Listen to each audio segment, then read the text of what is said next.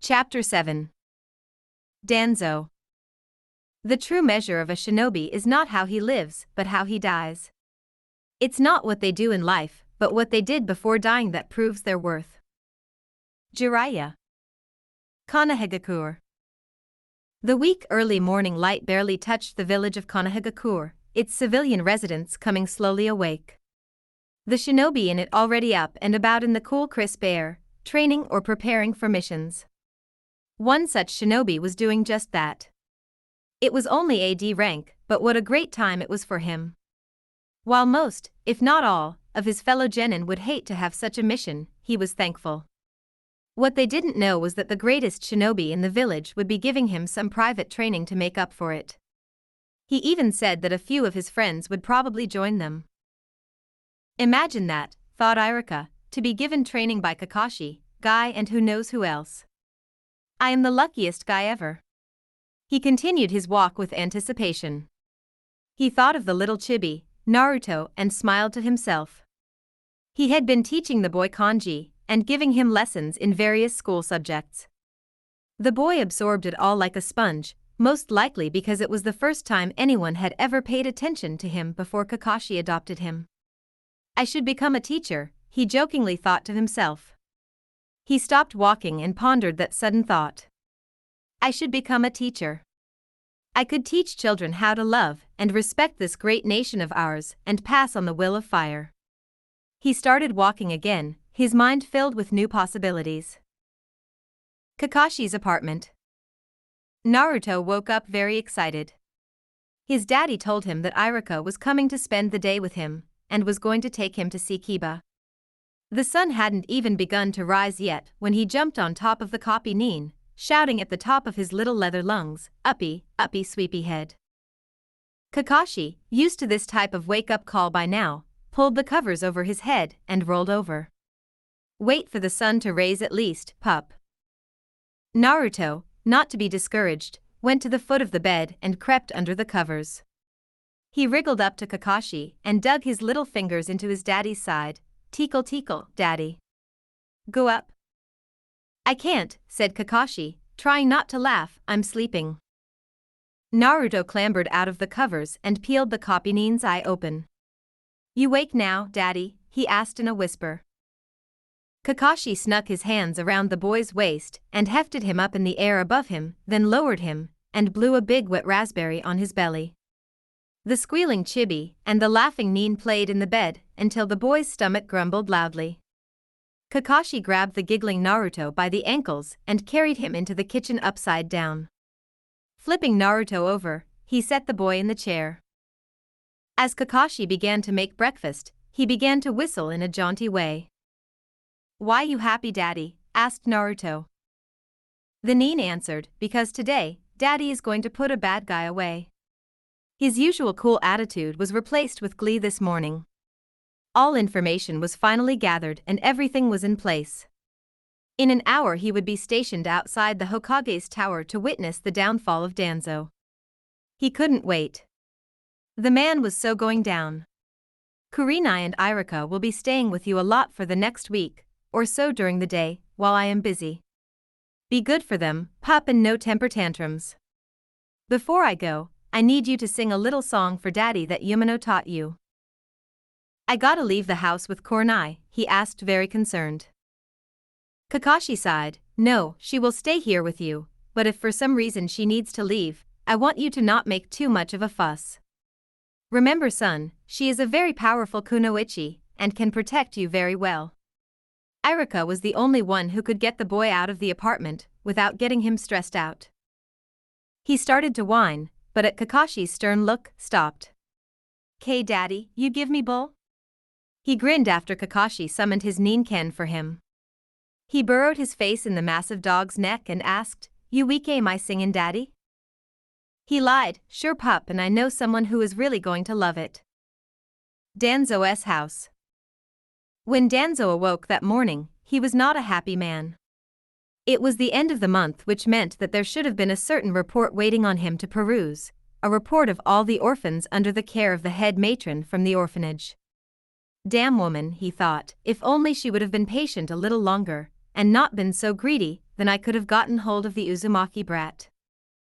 After dressing and eating breakfast, he had one of the route operatives bring him another report from his training program. He waved over one of his route operatives. "This one," he said, pointing to the report. "He has artistic talent and good chakra control already. I think we should increase his training. We could use one that will be good with seals. He is around 4 years old now." He handed the picture to the Nin. "His name is Sai." He looked through the other reports and, not seeing anything of particular import, threw them away. He kept thinking of the now ex-head matron. She knows too much, and now she is a liability. I can't risk it. He called in another of his operatives. "She is a threat. You know of whom I speak. I want her dealt with immediately." The Nin nodded and disappeared in a gust of air. Danzo smiled. Today was going to be a good day. He had a meeting at the tower, then another with the Uchiha clan council. Konohagakure. As he left his house, he had a nagging feeling that something was about to happen. As a shinobi, he did not ignore that feeling. He looked carefully around in distrust as he got closer to the tower. There seemed to be more hidden umbu around than normal. He turned the corner to see that Hitaki whelp leaning against the building with an air of apathy. Danzo greeted Kakashi impudently. "Ah, Kakashi-kun, how is fatherhood treating you?" He thought that the Hitaki boy was weak now. He saw the way he pleaded for the boy to the Hokage. Emotion like that makes a Nin pathetic and ineffectual. A shame really, he was once a powerful asset to the village. Now he is faint-hearted, he thought. The insult was not lost on Kakashi. He gave the old man one of his eye smiles. "Oh, quite well actually. Naruto is going to become an excellent shinobi someday. He has a quick mind now that he is in a caring home. It's a good thing too, or he could have turned into a devastating weapon, right?" Danzo refused to give him any reaction and turned to go around the copy Nin, but halted when he heard a very familiar voice behind an umbu weasel mask announce, "Danzo Shimura, you are wanted for questioning for treason against Konohagakure. The charges are as follows: the disappearance of 26 children from Konohagakure, Iwagakure, Hiragakure, and Sunagakure, incitement of insurgency against Konohagakure, bribery, extortion, and murder." The masked umbu continued while Danzo was surrounded. "You will come with us into umbu custody. Any attempts at escape will be considered as an admission of guilt, and you will immediately be dealt with extreme prejudice. Anyone attempting to aid you will be considered an accomplice, and will be dealt with in the same manner." Kakashi watched smugly as Itachi read the list of crimes to Danzo. He openly smirked at the man after Ibiki placed chakra inhibitors on his wrists, then led him away. Quite a crowd gathered to witness his downfall. Several members of the council that were milling about moved to protest, but the umbu escort intercepted them. The umbu in a bear mask reminded them, "Anyone, and I mean anyone, attempting to aid Shimura will be considered an accomplice in his crimes." Everybody backed up quickly. Umbu headquarters. A little while later, Danzo was sitting in a secure cell within the bowels of the umbu headquarters. He got up, paced back and forth calmly, all the while thinking of revenge against those Konoha dogs. He thought, they dare provoke me? They clearly do not know who they are antagonizing. They will pay. He knew it was only a matter of time before some of his route operatives would come. He had several planted within the umbu Black Ops for several months now. Unfortunately for him, what he did not know was that the Hokage and umbu captains already knew that there were spies among them. They also knew the seal on their tongues of all route members. Too bad for Danzo, all Black Ops members had to report for physicals today before they were allowed to be on active duty. They had discovered 3 route members thus far. When the door to Danzo's cell opened, he smiled haughtily at Bear. Well, well, what have we here? So, you think you are man enough to play with me?" The umbu said nothing, just nodded his head and held out his hand for Danzo to follow him. "Let's do it then." They led him away to the interrogation room. As they entered the room, Danzo said, "Do you honestly believe that I am guilty of some nefarious deeds?" If I was, do you actually think I would tell you anything? Ibiki removed his mask to expose his scarred countenance. He smiled and chuckled maliciously. I have to say, I hope not. It is not that much fun when people give up too easily. His voice turned harsh. There is nothing worse than a traitor to our village. Your corruption knows no bounds, does it? Danzo sat in a chair at a large table and tranquilly replied, I am not a traitor, I am a patriot. I only want Konohagakure to be the most powerful of all hidden villages. Ibiki sat down across from the old man and studied him as though he would a new and particularly repulsive bug he had just discovered. With a look of barely contained disgust he said, You wish to accomplish this by murdering children? You are no patriot. You are perfidious and a vile excuse for a human being. The time for your little speeches is over. I want to know the exact number of root operatives you have. I do not know what you are talking about. Ibiki smiled, and so it begins. He flashed through a series of hand seals and summoned a torture chamber. It enclosed around them, then chains wrapped tight onto Danzo's arms and legs. Are you ready to tell me everything? He asked. Pa, you cannot do anything to me. The council will have your head if there is as much as a scratch on me. Even if you have a medic heal me, there would still be traces left, he sneered. I will tell you nothing. Ibiki said not a word as he took off his armor and shirt. Danzo saw the long faded bruises that dotted his arms when his bare chest was revealed. This is from a talk I had with a very stubborn man last week. Sadly, he is no longer with us. He gave a pained look for a second, then smirked. It does not mark you, old man, it marks me. Now who do you think can withstand more pain, you or me? An hour later, Danzo thought his arms and legs had been ripped out of their sockets. He had to bite his lips to prevent himself from screaming for mercy. Somehow, he was able to raise his head to shoot Ibiki a glare. When he saw the smug man's blissful smiling face, he quelled. The sadistic bastard was enjoying the pain. True fear caressed his heart for the first time that day. He could no longer hold it in, he screamed. Ibiki laughed in pleasure at the delicious sound. He released the jutsu, but asked Danzo no questions this time. Across the room, the door opened and Itachi walked in.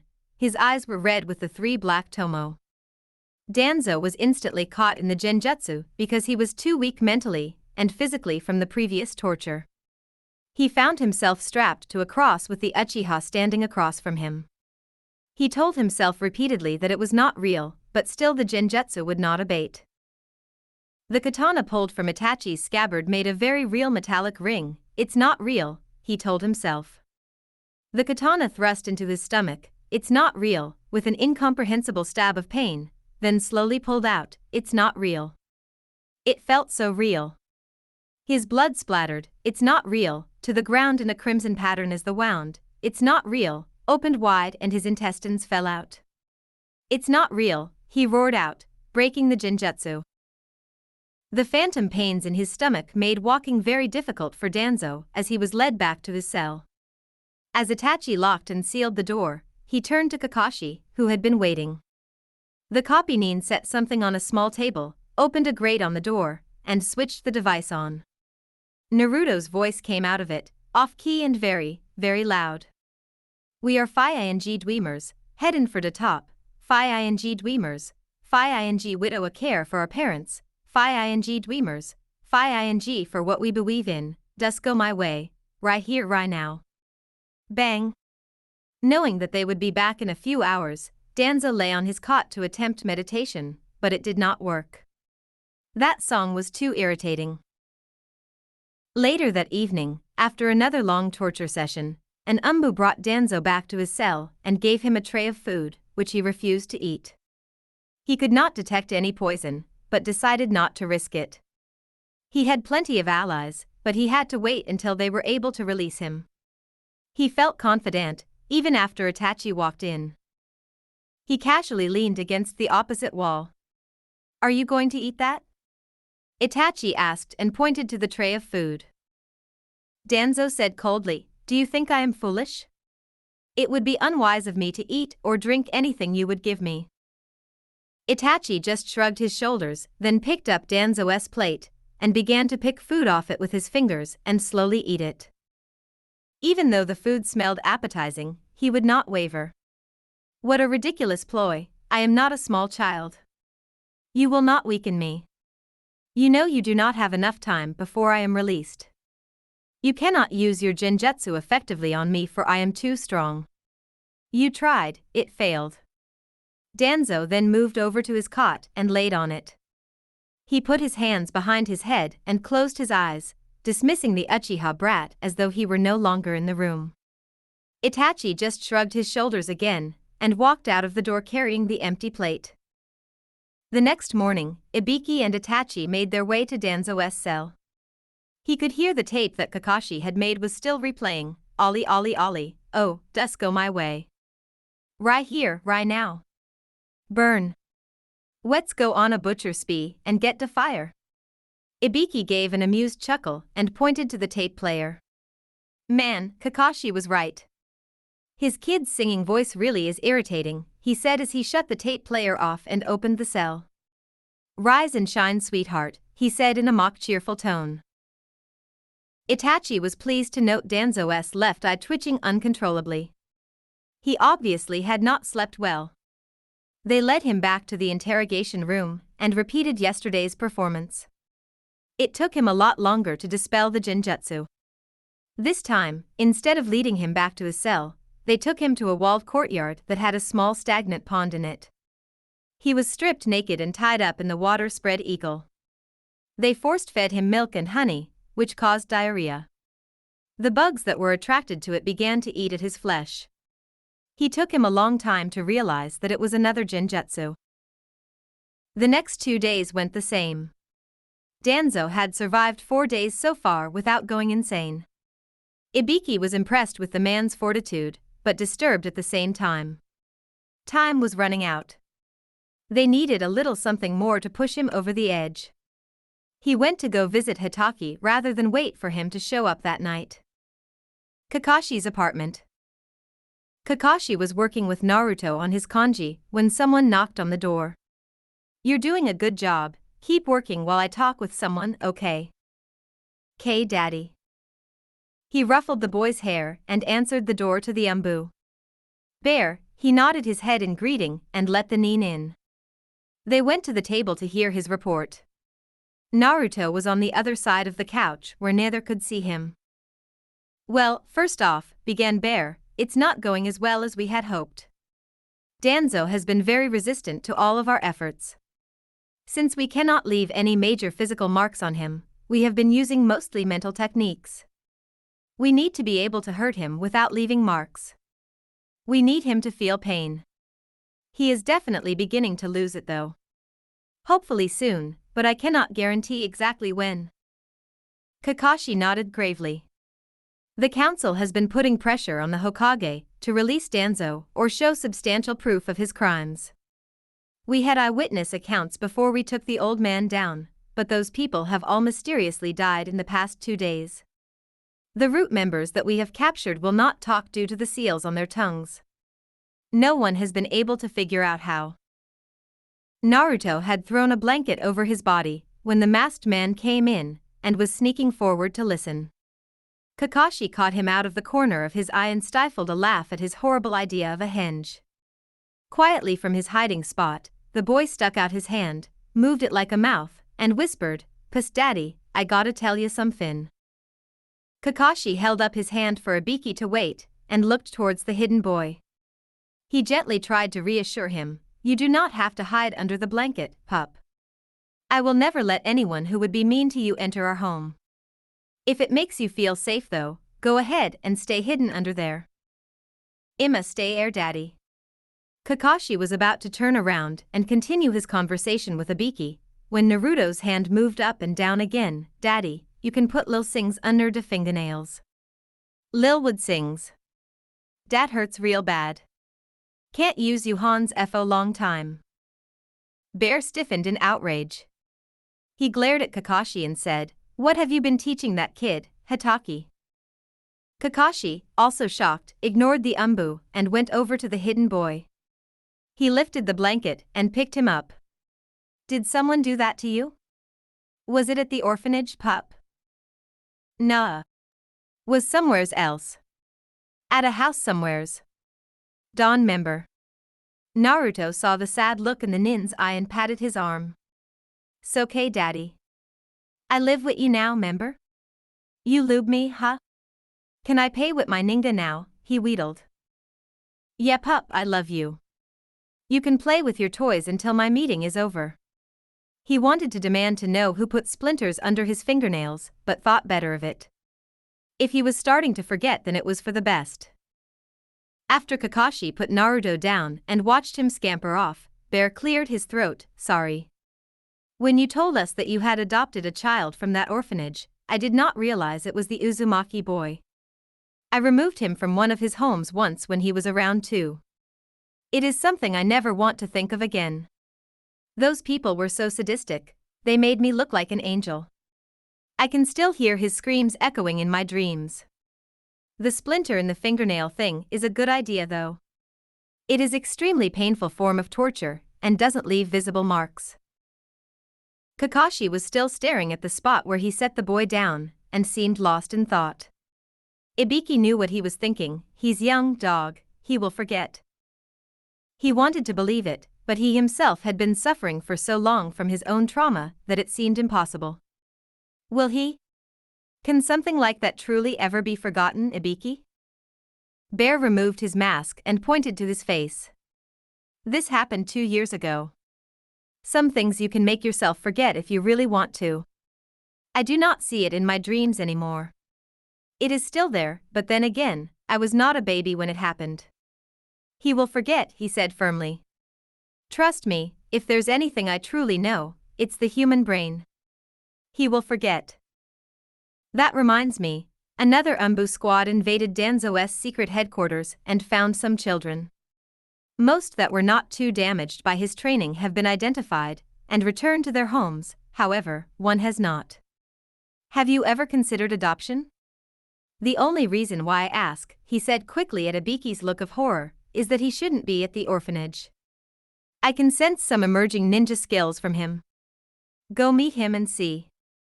I see a lot of him in you. His name is Sai. Apparently, he has been here for only a few months, but he does not know where he is from." Ibiki walked to the door and said before taking his leave, "I'll think about it." Umbu headquarters. For 6 days, the old shinobi was taken down into the torture rooms.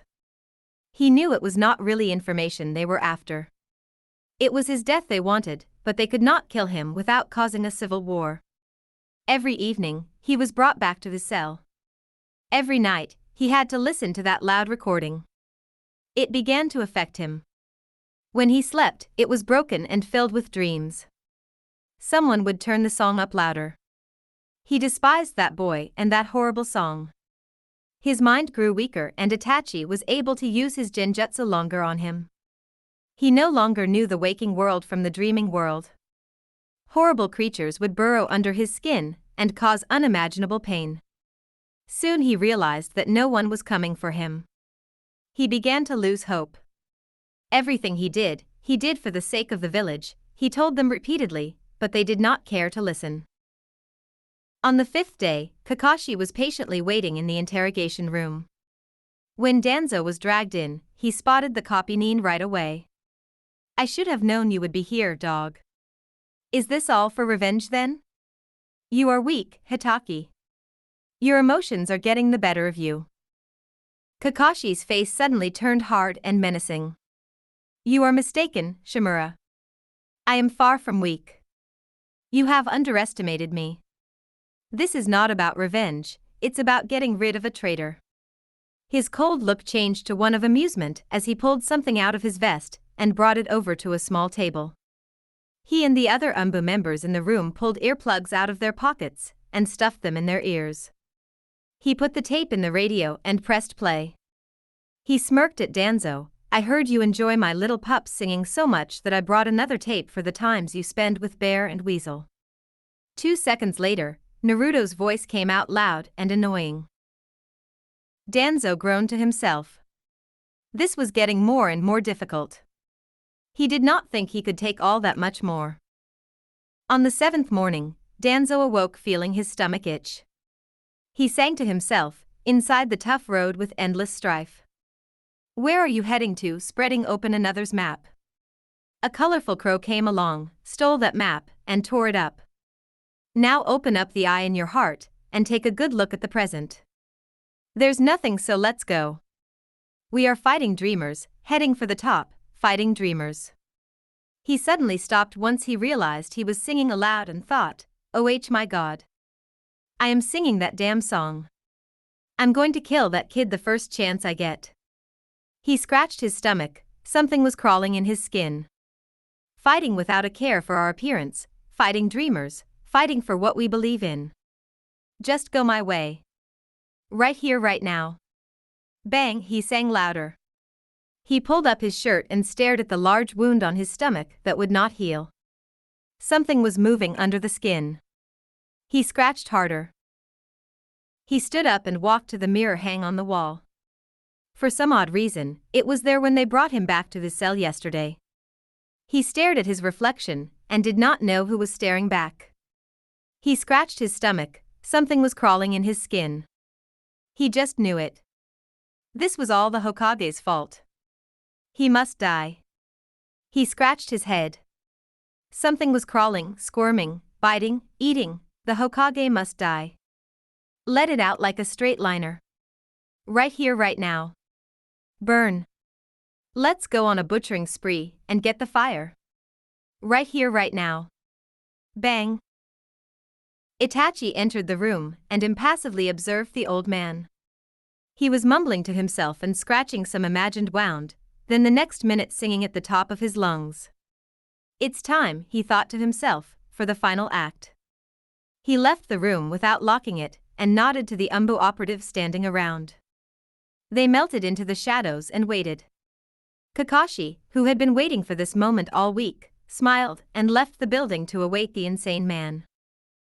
A half an hour later, Danzo stumbled out of the headquarters screaming, let it out like a straight liner. Right here, right now. Burn. Where are you, Sarutobi? I am going to kill you. Right here, right now. Bang. He walked into the busy market and grabbed a sword from a stall, then looked at an old civilian and headed towards him. You must die, Hiruzen. Danzo lifted the sword to impale the man, but before he could, Kakashi was there. You will die too, Hitaki. Everyone must die. Right here, right now. Burn. He reached out, grabbed the old man, and began to choke him. It's crawling in my skin, he screamed. A second later, a kunai was at his throat. Kakashi whispered in his ear, it's you who must die, traitor. I told you before that you made a mistake in thinking I was weak. Loudly he said, I cannot allow you to injure one of our noble citizens of Konoha, Danzo. Will you stand down now or accept the consequences? Danzo pulled the old man tighter to him, then suddenly screamed, it's crawling in my skin. It should have been me who selected to be the next Hokage. Die, you useless old man. He lifted the sword higher to the other man's neck. Without any hesitation or remorse, Kakashi plunged the kunai into Danzo and watched him crumple at his feet, dead at last. He wanted to spit on the corpse, but he still had an act to play out, so he made his face look remorseful. Still, it was good to see the dead body. He remembered Jiraiya saying, the true measure of a shinobi is not how he lives, but how he dies. Danzo did die well. He never recanted or gave any of his secrets, just like a true shinobi. With a nod to the umbu standing around, he flicked the blood off his kunai dispassionately and put it back in his pouch on his leg. He knew what he had done was murder, but he did not care. He was an assassin, a true shinobi. He felt vindicated. Alright guys, I wanted to get out a double upload today, and I managed to do it. This is going to be part 6 of What If Naruto was adopted by Kakashi. And, yeah, so I hope you guys enjoyed this part. 50 likes for the next one, part 7, or, yeah, part 7. And, like, comment, subscribe if you feel like it, and actually, let's go 30 likes. Sorry, I wasn't thinking. Yeah, let's like, comment, subscribe if you enjoyed. Tell me what you loved about it. If you want to, you don't got to. I mean, I'm not gonna force you. Even though, I mean, that would definitely help, you know. But anyways, as always, I do not own this fanfiction, and I will see you guys in the next part. Bye.